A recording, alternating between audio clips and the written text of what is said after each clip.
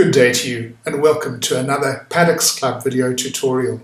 Today I want to talk to you briefly about the issue of encroachment of structures built on one exclusive use area onto an adjoining exclusive use area. I think when you look at these situations, one has to accept that exclusive use rights aren't exactly analogous to ordinary freehold land ownership rights, but actually there are many principles that have been developed in the South African common law that do apply, specifically the duty of an owner not to build over his boundary line and the concomitant duty of the owner to be alert and to ensure that his or her neighbour doesn't build over the boundary line either and encroach on his or her property.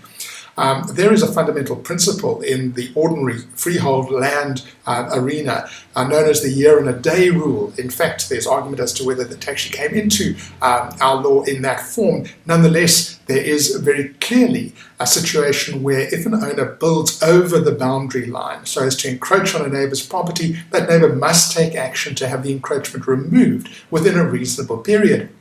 And let us say that it's often taken to be approximately 1 year, failing which the court won't order removal but only sanction a land swap or order the payment of reasonable compensation based on the value of that land. These situations are often made more complex because the encroachment happens and then thereafter one of the units or the land pieces changes hands. People buy and sell with these irregular encroachments already in place. And then the question is, well, whose fault is it? Can we go back to a previous owner? Well, in most cases, the answer is very unlikely that you would have a claim against a previous owner because most sale agreements include a Voetstoots clause.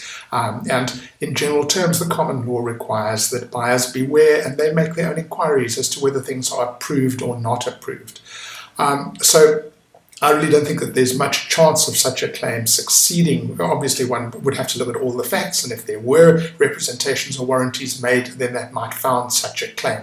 But the other issue is the body corporate responsible in these situations? Should they, when issuing a levy clearance, check everything, make sure everything is right, all buildings are approved, that there are no encroachments as between exclusive use areas or anything like that? Well, I don't think so. I don't think that's the responsibility of the body corporate. The general responsibility to maintain and to administer the common property, I don't think extends to this level of detail. I think that when these things arise, they're actually an issue between the two parties. And the most obvious thing is that you deal with it by way of a land swap. If there's the potential, then I've taken a bit of your land over here, well, I'll give you a bit of your land rights, shall we say, over there, and we'll adjust it in that way. But that's not always practical.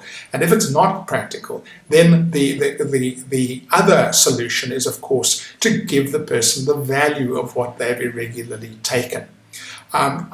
Obviously, in these contexts, the parties would negotiate between themselves as to who would pay the costs of the necessary land survey and conveyancing work required to cancel the exclusive use areas and replace them with new ones of different shapes, either taking into account the land swap or the removal of a piece from the one and adding it to the other.